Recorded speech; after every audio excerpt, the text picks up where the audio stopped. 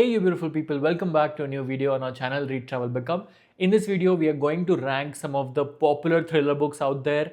It can be a long video, so sit with your favorite drink and make sure you watch the video till the end. You may never know which thought or fact may resonate with you and change the course of your life. So let's get started.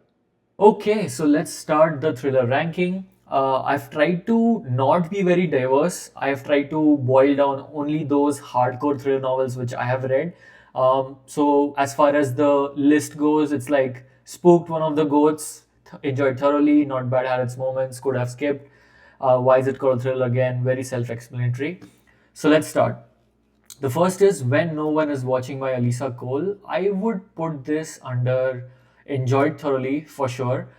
So for those who haven't read this book, uh, think of it like Get Out, the movie Get Out. I had very similar feelings when I read this book. So it's about a central character who's in a Brooklyn neighborhood, and she's finding out that everybody around her is following a certain pattern, and things are changing around her neighborhood very quickly. And she basically has to figure out what is happening without giving too much of it. The end is very satisfying, and you would absolutely get why I mentioned the movie Get Out. If you have seen the movie, so very strong parallels there. Yeah, so I would put it enjoyed thoroughly. The next is Rock, Paper, Scissors. It's again very highly rated. People talk about it a lot. I actually found out about this book through BookTube. One of the BookTubers had recommended this book, and I would say it's not bad. Had its moments. The twist is really nice at the end. It kind of unfurls in a very nice way. But it did not like shock me, or I was not as invested. But again, that being said, it's a British novel if I'm not wrong. It's a great introduction to thriller mysteries. The writing is easy, and there's a lot of POVs as far as I remember. I read it long back, but there are multiple POVs here, and you would like the structure of the book. Ending was great. It's about a couple who go take a vacation. I think it's the Scottish countryside, if I'm not wrong.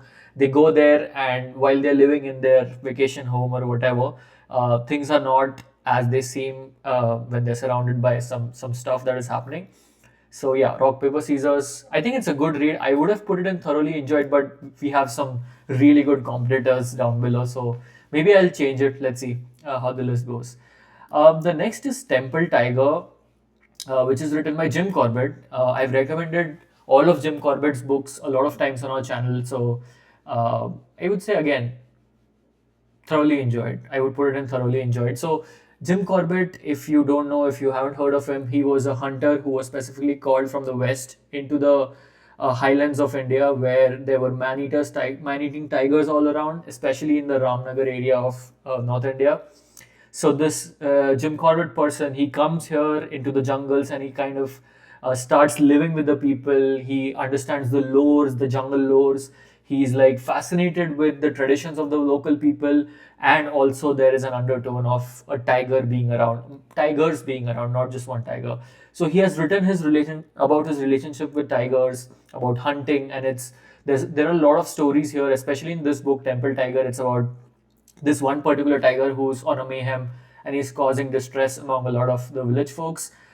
So it's nice to read. There are moments where he's literally looking into the tiger's eyes, and he's had a gun pointed at the tiger, and it gives you chills just reading about. It's a very visceral experience if you are into like wild animals and stuff. So I had highly enjoyed it. The next is Chuck Palahniuk's the book called The Invention of Sound. So, quick background before we move into this.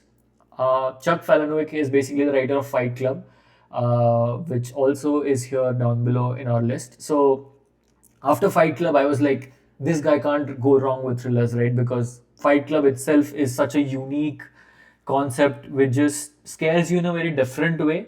It scares you of how real things are. Like earlier wars used to be fought between people, and now our great war is a spiritual war, and our great misery is our lives. That kind of an existential, threat and thrill.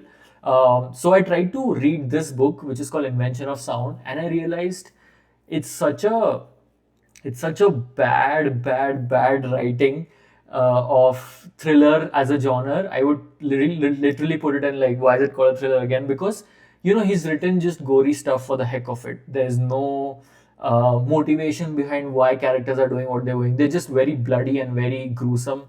It's like when people decide to write shocking stuff just so that they feel they have the power to do so. But I think even writing that kind of a thing comes with a lot of nuance, comes with a lot of experience, and it comes with a lot of conviction. Basically, when writers go all out, when they are actually giving you that R-rated kind of an experience, they're actually very convinced that this is how the characters are going to behave, as opposed to just writing it for the heck of it. So I found this book to be that, so did not enjoy it as much. uh, yeah, Gillian Glynn's Sharp Objects. I haven't read Gone Girl yet. Sorry. I know that's the magnum opus of this writer, but I read Sharp Objects, and also I read Sharp Objects because I found out there's a TV show in which there's like Amy Adams. I love her acting, so I read Sharp Objects, and I liked it. Like, it's not bad, had its moments. Um, Actually, you know what? I'll put it in thoroughly enjoyed, just because of the writing style.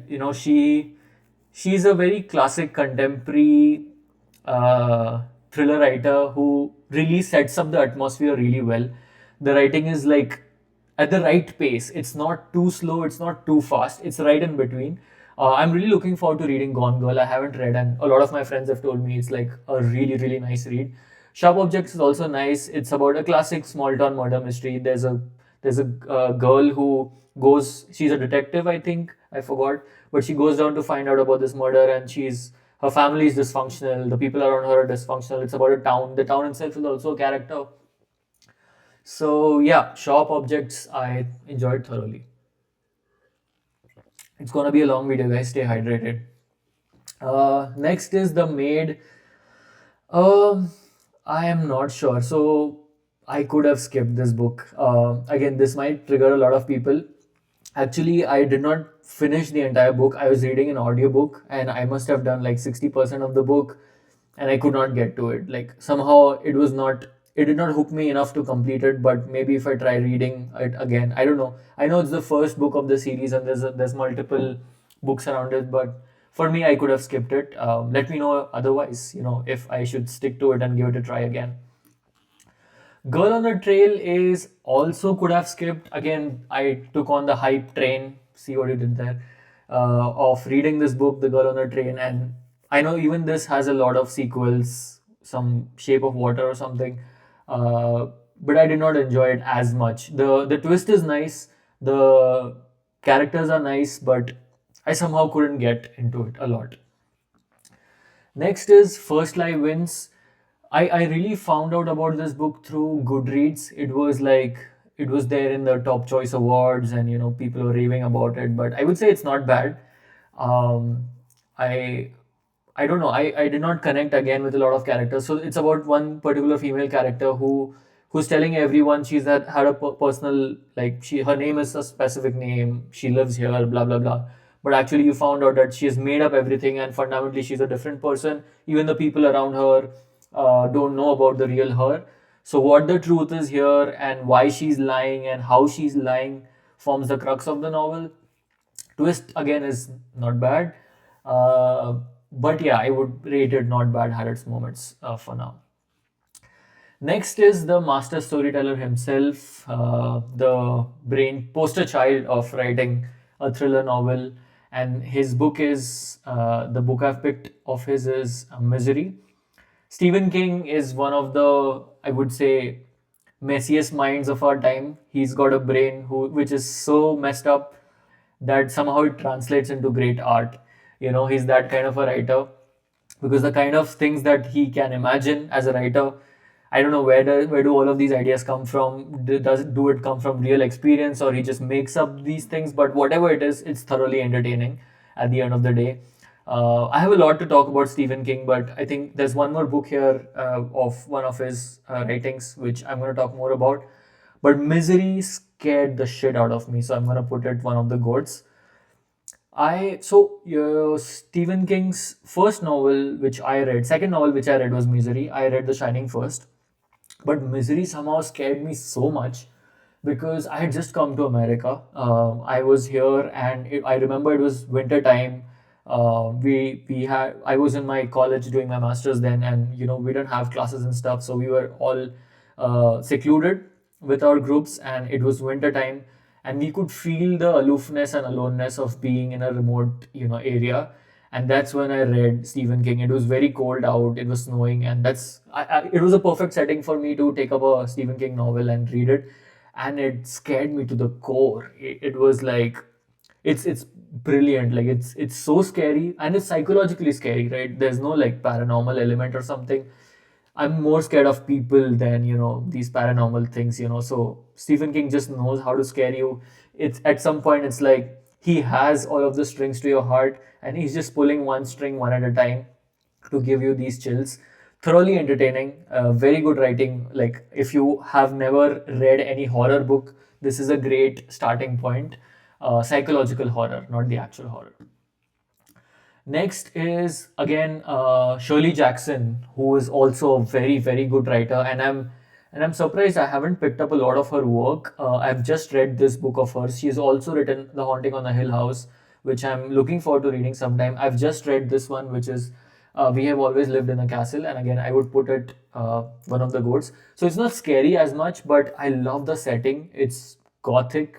It's like there's a little girl and her dysfunctional family, and the house in which they are, you feel that you are a part of that house. Just weeds growing out in the house, and the whole gothic architecture, Wednesday Adams kind of a thing, but a more grim version of it. I like the setting. It's not very hard to read. It's a very small, I think. I don't remember. It's like 150, 200 pages under that, but very good writing, very airy atmosphere to look forward to. Seven and a half Deaths of Evelyn Hardcastle, I enjoyed thoroughly. Again, I keep recommending this book. I have on my channel. I was very surprised with how fresh the narrative was. It's about there's been a murder, and there are suspects at a party in a big castle, and there is one person who has died, the central character, and this person's you can call it spirit takes in place of goes into that same night when the murder happened, and he's basically viewing the murder through different people's lens. So he gets 7.5 lives before he actually goes to the afterlife or whatever. So he has to figure out in this 7.5 months that what happened. So very interesting plot, very interesting writing. Might be a little long to read, but absolutely worth it. And then the one is straight the goat when it comes to like shocking thriller, who done it, call it the classic who done it mystery. It's straight one of the goats. Agatha Christie is a master writer of. She makes you want to stay and want to read what happens next. She's written such great characters who have great backstories and great motives. 10 on 10 recommended if you have not checked her out. The next is The Last Thing He Told Me by Laura Davis. Laura Dave. I found out about this book through Goodreads. It won the top choice award, Goodreads choice award, something. And I could have skipped it, to be very honest. And there's a very interesting story of why I picked it. I literally read that this book was based in a city called Sausalito, which is right outside of San Francisco. And I was in Sausalito when I was scrolling Goodreads and I found this. That's why I read it. And to be very, it's like a nice thriller read, but nothing like outstanding. And because we have a list where there are such good writings, as a comparative relative kind of a list, this sits could have skipped. But standalone, yeah, it's a good book, good twist. Um, a woman is basically looking for a lost husband. He has just disappeared, and she's on a hunt to basically find him. And she is basically going through a lot of rabbit holes and finding out what he was a part of. Is she a part of something bigger than what they are? And that cat and mouse chase. So interesting read. Give it a try if you like the plot. Guest list is, I think it's not bad, but again, it's not great as well because it's a very popular book by Lucy Foley. She's also written The Paris Apartment, which a lot of people recommend. But the guest list, it sounded very similar to And Then There Were None. And I don't have a problem with that. You can always use the trope of, having some guests on an island and there's a murder, and now you have to figure out who did the murder. because you're on an island, there has to be a murderer amidst the people who are physically present there. I love this trope, and it gets me excited even in the form of like movies. But somehow the characters, I didn't, not like them a lot, but I didn't want to know what happens next to them, right? So there's that feeling where, yeah, it's nice writing, but you're not as invested. With Agatha Christie, I was invested in all of the characters, and the soldiers going one by one, and you know what I'm talking about when you read the book. But the soldiers dropping one by one in the book was just very creepy, and it's a nice element, a hook to kind of keep you, invested with the book. So that's not what I felt. So it's there. Where the Crawdads Sing is also not bad. Again, I don't know why I kept it here. It's not an out and out thriller novel, but it's got an element of a murder mystery sort of a thing. That's why it's here. I enjoyed it, but not as much as it's hyped. And maybe because if you see it in the POV of a drama, yes, it's a great book, but when it comes to just thriller, maybe it's here. Next, again, one of the biggest jitters of my life came after I read Stephen King. Shining is again one of the goats when it comes to like thriller writing. And personally, I have a very interesting story to tell you without taking a lot of your time. I was in Colorado in a small park called Estes Park, which is at the foothills of the Rocky Mountains. And think of like a small village at the foothills of huge mountains, and snow-covered mountains. When we were visiting, me and my wife, we see this hotel. It's a white, lush, palace-like hotel, and we are driving near the hotel. And whenever I'm seeing that hotel, I'm telling my wife, let's go inside and check. It's very unnatural of me to say that looking at a hotel. You always pass through like nice things, but you never say that, I want to go inside. And this didn't happen once, at least 3 to 4 times whenever we were passing that road. So to go to the national park, to go to the Rocky Mountains, you have to cross this road where the hotel stands. And whenever we were passing that, I was telling my wife, hey, let's go inside and check out. And after like 4 times I told this to her, she's like, okay, like let's go inside and check. So we went in, and apparently that day they were having like an auction kind of a thing where they didn't allow us to go in. And they were like, today it's closed, but you can visit tomorrow. And we're like, okay, we are flying out anyway tomorrow. So we just came back. And I come back to DC, come back to my home, cut to like 3, 4 months in, I'm just watching this YouTube video, and I literally find out that that hotel is one of the most haunted places in the whole of US. Like even if you search today most haunted hotels in the US, this hotel comes up number one. And the trivia here, and why am I telling you this, is because in that hotel there is a specific room in which Stephen King wrote the entire book, The Shining. The whole book, which is around a hotel and how a guy goes crazy in a hotel, is actually him in this Stanley Hotel. The hotel's name is Stanley Hotel. So there was a room there where he was intoxicated, he was on drugs, he was drinking, and he was eternally scared. And they say that he felt the supernatural, and that's why he wrote the book Shining. Even today, there is that one room where Stephen King wrote The Shining. Even today, the room has a premium price because people just want to stay there, and it's always priced higher than the other rooms. And the weirdest part was I was so weirded out that this hotel is calling me somehow. And I never say this, like whenever I'm passing through a nice piece of art or building, I never say I want to go inside. But whenever I was passing, I was like, let's go inside, let's go inside. But somehow something prevented us from going inside. And so this was how it was related to the Shining book. Yeah, so it's crazy what experiences you have after reading. Also, I visited Stephen King's house in Maine. If you follow me on Instagram, you might have seen I have put in a couple of stories of how his house also looks like a horror house. He does not live there currently, but I did visit his house in Maine. Next is again one of the best thriller books ever written, and again a very slow burn. And I wouldn't recommend if you're just starting out reading thriller novels to pick up Crime and Punishment. It would just talk a lot about the morality of taking someone's life. It basically talks about a concept of if somebody is bad and you kill them, would that make you a good person because you killed somebody bad, or would that make you a bad person because you killed somebody? So it talks about this moral concept, and it talks about how your mind itself is the code of judgment.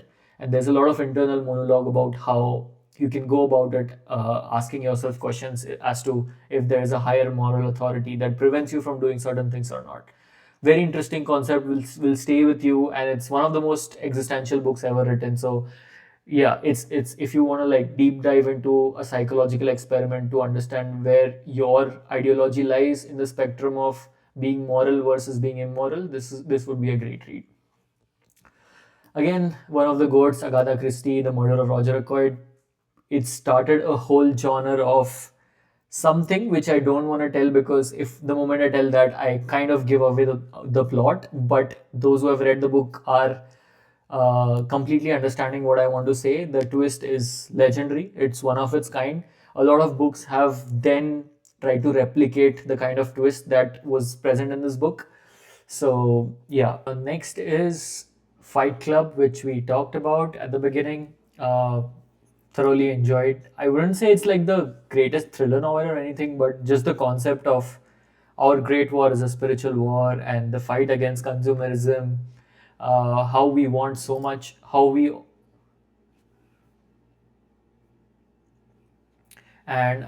always want so much, how we tie ourselves to the material things. Lot of interesting insights. Um, the the book is very pulpy, meaning it's not as fleshed out as the performances of Brad Pitt and Edward Norton if you have seen the film. But even though the book has its own charm, it's not very similar to what David Fincher had to show. So you can give it a try. Next is The Devotion of Suspect X. Again, thoroughly enjoyed. It's a Japanese novel, Kigo Higashino. Very popular thriller writer there, and I've read multiple of his books, but I just decided in the interest of time to just have one of his books here, which is worth mentioning, which is The Devotion of Suspect X. And I read it well before it was adapted into a bunch of Indian movies as well. The recent Kareena Kapoor Jaane Jaan was based on this novel, but the movie is not bad, but the book is something else. It's about a murder and how mathematician is against his friend who is a scientist, if I'm not wrong, and he's protecting his neighbor who's a girl. And there's a lot of interesting conversations that happen, and the twist again also is mind blowing. Chetan Bhagat's One Arranged Murder is just on this list because I just want to put it down here. No other reason. I haven't even read it, but just I wanted to be a little bitch and put it here. The next is Stephen King's 11/22/63. If you haven't read this book, guys, I truly recommend you to read it. It's not exactly a thriller again, but it's so well written, and it's like 1,000 pages. You won't believe once you get into it. You would maniacally read it. You would be invested. It's about a man who time travels to prevent the assassination of JFK in the US. It's just perfect writing, one of the most perfect writings by Stephen King in his genre. Like, this is what he does best. It's like Stephen King at his best, kind of a thing. So yeah, I wanted to mention that here. Hey, Silent Patient. I know a lot of people trash this book or whatever, but the day I read it, I remember I was mind blown. So I just for that reason I'm putting it here. Not that the writing is extraordinary. It's quite pulpy, I feel, but this is just here. It's here from here only because of the twist at the end. I was like not expecting. I didn't see that from a mile at all. So that is why I'm putting it here. And his next novel was as bad. I could have skipped it. Maidens is by the same writer who's written The Silent Patient, very popular. People expected the same from Maidens, but it was bad. It had a lot of education on Greek tragedies and stuff. There was a lot of analogies there, but it didn't deliver at all. This is an Indian thriller novel I had read long back, and I could have skipped. I don't even remember, but I was just going through some of the books that I have read in this category, and I found this Forever is a Lie by Novanil Chakrabarti. I don't even remember the exact plot, but it's quite mid. The last is Dark Matter by Blake Couch. I again thoroughly enjoyed. Um, it's very pacey. It's one of those books where first page he hooks you, and he's just boom. There's plot. There's twist, and that sort of a thing. So I won't give out the plot. Read the plot. It's very interesting. Um check out his other books as well. Recursion is another one of his really, really nice books. And it's not like there's a profound meaning to any of these things. It's very pulpy, although the concept is very science fiction and there's a lot of technological undertone in all of his plots, but it's just very, very interesting. My cat is here. Sorry. Do you want to come on the camera? So yeah, Dark Matter is a wonderful recommendation. I'm getting you. So if you watch the video till here, you have a bonus cameo. My cat was just lurking around, and you get to see her today. Her name is Ginny. Ginny from Harry Potter. Say hi to everyone. So thank you so much for watching the video till here. I'm excited to see what your comments and thoughts are. If you have read any of these books, let me know in the comment section below which of these books are your favorite ones. And yeah, thank you so much. If you like this format, tell me. We're gonna do more of these. I wanted to cover so many thriller books, but I feel these books have something to say, and it'll be nice to have them in a list. So that's why I had them here. But yeah, thank you so much for staying in touch, and see you in the next video. And hopefully Jenny is gonna join us too, right? Say bye, say bye, say thank you, and say subscribe. Subscribe to our channel. Okay, bye bye guys. Thank you.